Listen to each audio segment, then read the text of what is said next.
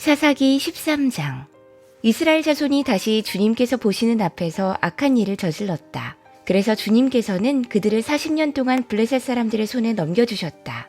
그때 소라 땅의 단지파의 가족 가운데 마노아라는 사람이 있었는데 그 아내는 임신할 수 없어서 자식을 낳지 못했다. 주님의 천사가 그 여인에게 나타나 말했다.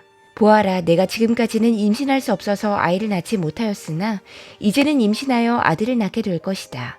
그러므로 이제부터 조심하여 포도주나 독한 술을 마시지 말아라. 부정한 것은 어떤 것도 먹어서는 안 된다.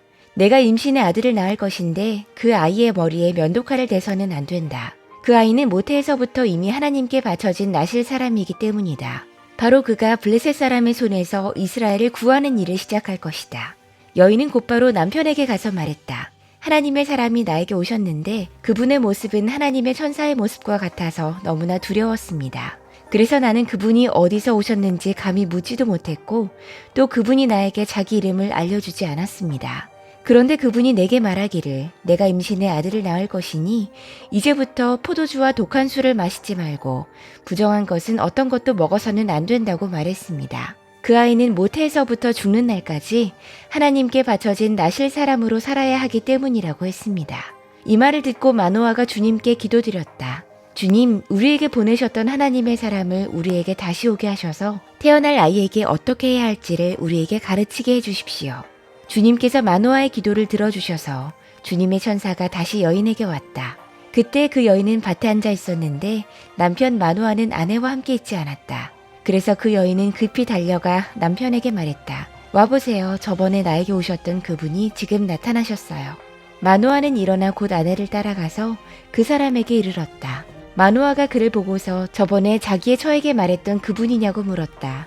그가 그렇다고 대답하자 마노아는 그에게 지난번에 한 그 말이 이루어질 때에 그 아이가 지켜야 할 규칙은 무엇이며 또 그 아이가 할 일은 무엇이냐고 물었다.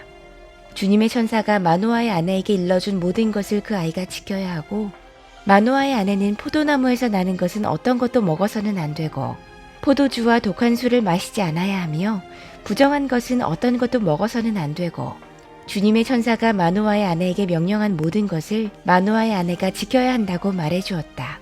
그러자 마노아가 주님의 천사에게 새끼 염소를 한 마리 잡아 대접할 터이니 잠시 기다려달라고 했다. 그러나 주님의 천사는 마노아에게 기다리라면 기다릴 수는 있으나 음식은 먹지 않겠다고 하면서 마노아가 번제를 준비한다면 그것은 마땅히 주님께 드려야 할 것이라고 말했다. 마노아는 그가 주님의 천사라는 것을 전혀 알지 못했다. 그래서 마노아가 또 주님의 천사에게 이름만이라도 알려주면 말한 바가 이루어질 때에 그에게 그 영광을 돌리고 싶다고 했다. 그러나 주님의 천사는 어찌하여 그렇게 자기의 이름을 묻느냐고 나무라면서 자기의 이름은 비밀이라고 했다. 마노아는 새끼 염소 한 마리와 곡식 예물을 가져다가 바위 위에서 주님께 드렸다. 주님께서는 마노아와 그의 아내가 보고 있는 데서 신기한 일을 일으키셨다. 제단에서 불길이 하늘로 치솟자 주님의 천사가 제단의 불길을 타고 하늘로 올라갔다. 마노아와 그의 아내는 이것을 보고 얼굴을 땅에 대고 엎드렸다. 주님의 천사가 마노아와 그의 아내에게 다시 나타나지 않자 그제야 마노아는 비로소 그가 주님의 천사인 줄 알았다. 마노아는 아내에게 말했다. 우리가 하나님을 보았으니 우리는 틀림없이 죽을 것이요. 그러자 그의 아내가 그에게 말했다. 만일 주님께서 우리를 죽이려고 하셨다면 우리의 손에서 번제물과 곡식 예물을 받지 않으셨을 것이며 또 우리에게 이런 모든 일을 보이거나 이런 말씀을 하시지도 않으셨을 겁니다. 그 여인이 아들을 낳고서 이름을 삼손이라고 했다. 그 아이는 주님께서 내리시는 복을 받으면서 잘 자랐다. 그가 소라와 에스다올 사이에 있는 마하네단에 있을 때에 주님의 영이 처음으로 그에게 내렸다.